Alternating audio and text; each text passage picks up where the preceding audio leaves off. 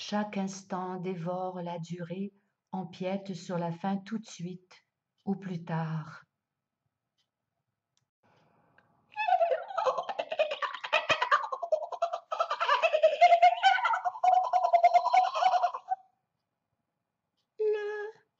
Le mot.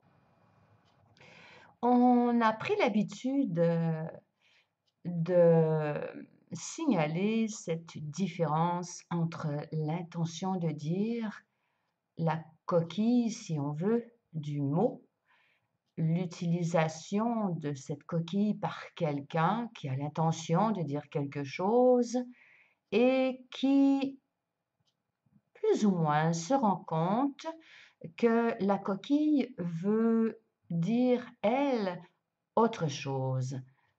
En fait, la coquille n'est pas vivante, bien entendu, alors elle est plutôt investie, traversée par des idéologies qui elles-mêmes proviennent, émergent, sont issues, sont générées par une structure économique et une structure politique.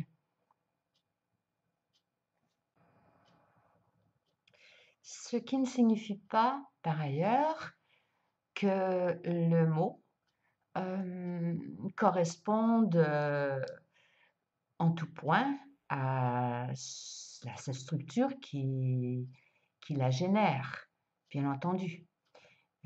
Toute idéologie a, d'une certaine manière, sa propre structure, une certaine autonomie, et en retour,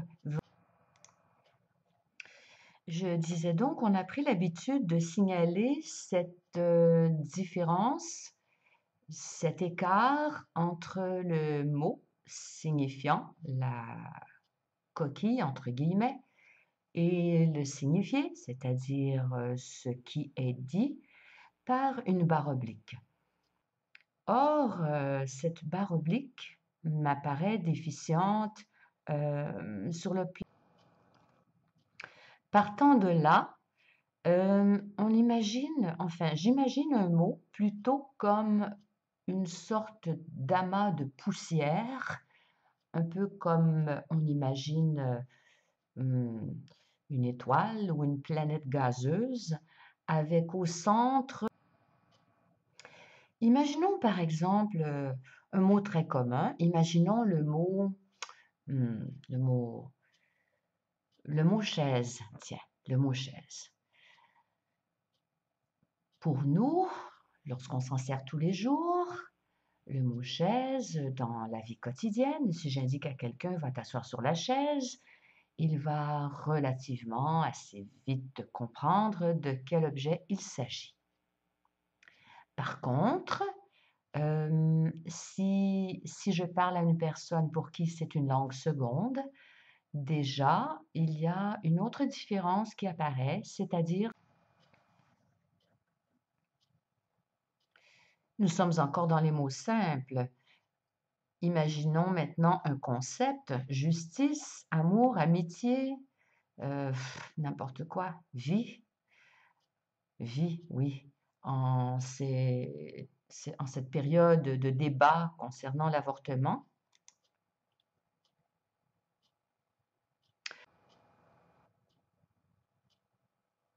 le mot est donc amas de poussière, plus ou moins vaste. L'eau déferlait sur la page, l'encre délébile restait peut-être au moment de la dernière lampée salée ou coulante. Dormir.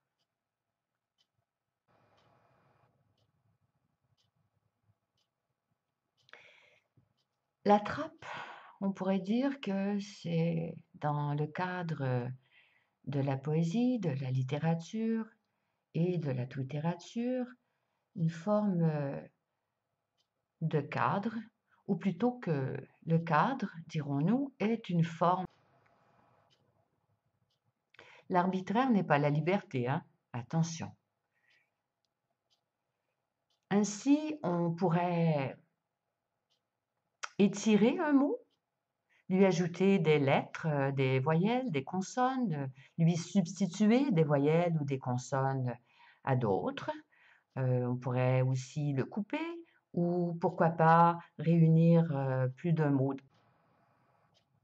Rien, bref, rien ne force à s'arrêter à 140 caractères pile poil.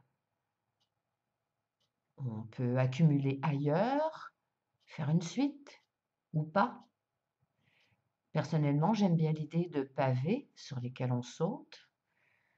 On saute sur le pavé, on saute de l'un à l'autre, pas nécessairement dans l'ordre. D'autres vont préférer une chronologie. Bouge, bouche, rouge, bleu, souche, louche, couche, touche.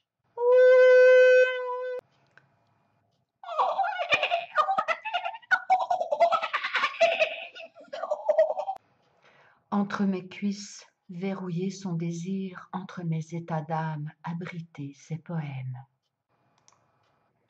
Mais aucun de ces mots ne me va. Je les mets ensemble, j'essaie de les assembler. Rien ne va, mais d'autres apparaissent simultanément, se bousculent, et s'ils ne me plaisent pas, je vais aller voir dans le dictionnaire de synonymes. S'il me reste encore quelques lettres et que j'ai envie de faire une touche, je vais aller chercher dans le dictionnaire.